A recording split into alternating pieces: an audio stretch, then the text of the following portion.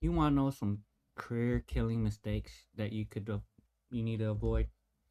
Well, here's some, and 6 months after the Boston bombing, a woman named Alicia Ann had a very disrespectful Halloween costume because she dressed up as one of the injured runners. After this, she was sent many threats and fired from her job. Finally, this is Doug, the security guard who worked at a hospital in Florida. Every day for 6 months while at work, Doug would record himself farting and post it on Instagram. Well, after the hospital saw these posts, he lost his job, but he turned into an internet sensation and now goes by Paul Flart.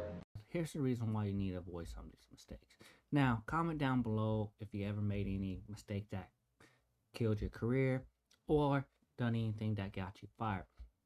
So let's talk about some career killing mistakes. According to HR and other business owners, I used to own my own company and I seen people do this and ruin their careers. And the first one I seen people do is ignoring workplace policies and rules. Companies' policy exists for a reason, so an employee who disregards them risks serious consequences. HR department will notice when someone repeatedly violates dress codes, disregard time tracking procedures, and ignoring workplace safety rules. Even small infraction can add up and make a person seem careless and difficult to manage, and it fails to adhere to policy. So, if you didn't know, some companies call your old workplace currently working there, or if you used to work there, and they're gonna ask, "Hey, why did y'all get rid of them?" Or should we hire this person?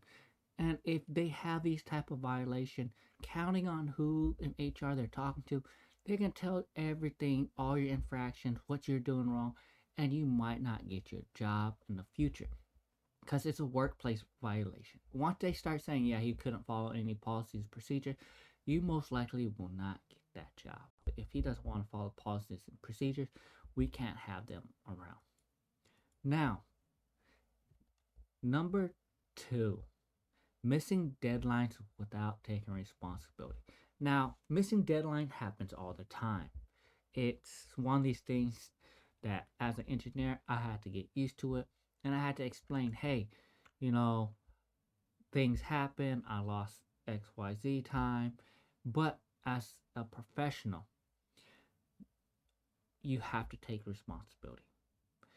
Even if it's not your fault, blaming others or making excuses only worsens the situation, making an employee look unreliable. At the end of the day, if they assign you a project and if you do not think you can get it done in that timeline, you need to start writing an email ahead of time saying, "Hey, I need to make adjustment. I'm not gonna make this date," and still take responsibility. Hey, I told you I couldn't make it. I constantly send emails, and that's the only thing you can do in that situation. Because at the end of the day, it's the customer that's demanding it, or your manager demanding it. So someone is demanding it to be done on that timeline, and they need to be able to respond to the customer. If you say you can get it done and you don't get it done, it looks bad. Just go ahead and give them heads up. It can't be done. I'm running behind on XYZ, and they should understand that the project's running behind. But if you don't tell them, that's your fault. The biggest part about this, you need to have a communication. And as an engineer or anyone in that professional timeline, you have to respond and to those timelines because that means missing out on money or extra hours they didn't allocate for that project. Now, number three is acting unprofessional in email messages. Casual or careless tone in workplace community can create all types of wrong impression. Manager, as a manager and the owner of a company, I had to deal with complaints about employee who sends unprofessional emails all the time, inappropriate language, failed to proofread important messages, poorly written communications. I have someone right now that blames all the mistakes on the machines or anything on other people in his emails, and it looks very unprofessional. At the end of the day, it's a work email, everyone can read it. I had to sit in with HR and the managers to explain why one of my employees did these things. And it's horrible because he's like, oh, that person didn't mean it this way. Well, he wrote like this, so we need an explanation why XYZ person was doing this. And these emails will make your career end because at the end of the day, you will have to get written up or a warning about inappropriate work emails. And this is one of the things. No one in any company want to hire someone that cannot communicate professionally in emails and messaging. Now, the next one. Bringing personal drama into the workplace. I've seen this happen all the time. And this will kill your career because I've seen people bring drama to work. Most workplace is actually drama free. It's the people who comes and bring in all the drama. Yes, you have things happen at work. Things break. Things doesn't go as planned. But those are unexpected incident and that don't really bring drama. That just brings delays. And what comes with delay, headaches from customers and they get mad. But that's not drama like a personal drama. This is all within reason. Drama in workplaces when you have your ex-husband show up to work asking for child support. Yeah, I had one of those. It was an awkward situation. He wouldn't leave the property. We had to call the cops. These are things you will see at workplaces. And I am trying to tell you, when you start bringing drama to work, no one wants that on their social media because nowadays social media will kill a company. So now anything you do that brings negative consequences to work, they'll get rid of you. Um, Even if you're a good employee, at the end they don't want to deal with it and don't want a negative image of the company because they'll lose revenue for the company. There's nothing we can do about that. The next thing that I see people do is disrespect colleagues or manager.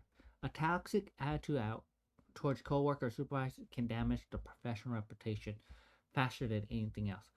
You need to understand that you can't be rude, you can't be dismissive, you can't be passive aggressive. You need to behave at work. I know you might not like your coworker. I know you might not like your manager. But at the end of the day, they're the manager and they're a coworker. If you don't like them in that position, you have to leave the company or get in a position of power in the company so you don't have to deal with them. But at the end of the day, you can't be disrespecting each other because then that will show negative towards for the other coworkers. It just brings a negative attitude to the company, and that will get you fired. That will get you issues later on. Just do not do this, and it will kill your career because people know each other in the industry that you are in. Not every industry is small, some are smaller than other, but someone will know someone in the company, and guess what? They will tell them, yeah, he was just yelling at our old manager. Do you really want that reputation in the industry? I've seen people who would disrespect their manager, and as in my engineering field, it's very small, and everyone talks to each other. They know what's going on, and they just won't hire you. Now, the next one is failing to adapt to changes or refusing to change. No workplace stands still. You need to understand it. The company grows, companies shrink, and refusing to embrace changes can make employees seem resistant and difficult to work with. I had a last one. He refused to work on any other equipment besides one. He said, this is the only one I want to work on. I don't want it unless I get more money. Well, at the end of the day, that's not very professional. You should always attempt to work on it. And now, if your skills are lacking on it, they will likely won't send you on it. But at the end of the day, you can't keep refusing to work on a piece of equipment. You need to learn how to work on it and can't push back on it. At the end of the day, things happen, companies grow, and that's a good thing. But if you don't want to take the responsibility, request more money, tell them, hey, I'm not getting paid enough. And if they tell you, hey, tough luck, just deal with it and find another job. Don't ruin your career over being disgruntled and failing to adapt because no company wants to work with someone that just fails to adapt to changes. Every company has ups and downs, and you need to understand this as an employee. Yes, I know it's not a good thing that changes keep happening at work, but at the end of the day, they're trying to grow the company and they're trying to make more money. So maybe you can start making more money yourself. Comment down below, what do you think about that? And the last one, using company time for personal tasks. At the end of the day, if you're using company time to do personal tasks, whether it's social media use, personal cell phone, frequent non-work related break, misusing work hours, not doing things that you're supposed to do while you're on the clock, you are going to get fired. That is something that they're going to write in there, tell the other company, yeah, why did you get rid of him? He was using company time for his personal use. A lot of people do a lot of things like this. And yes, I don't think it's okay. When you're at work, you need to use your time for the work. That's why you're getting paid. Now, if you have some downtime, yeah, you can pop out your phone and do it. But at the end of the day, you need to use company time wisely because you're getting paid for those hours. Those are the hours they're paying you to work for the company. And I've seen people do shopping. I've seen people browse the internet. I've seen people do personal errands. And all those are fireable offense. At the end of the day, they can fire you for it. And then they're going to write it in your reason you got fired at work, using personal time or doing personal things on the work hours. And guess what? It looks bad on you. Don't look bad on the company just saying, you can say, oh, I didn't get along with my manager, XYZ. But if they call your manager and call that company and they say, oh, why did y'all get rid of him? Oh, he was doing personal things on work hours. Like, it's 9 o'clock and he's still in bed sleeping. And then he's supposed to be at work at 8, but he clocked in at 8. But he's still sleeping in bed because it's remote work.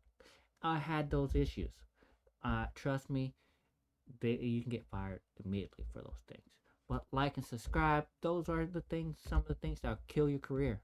And you need to avoid them at all costs.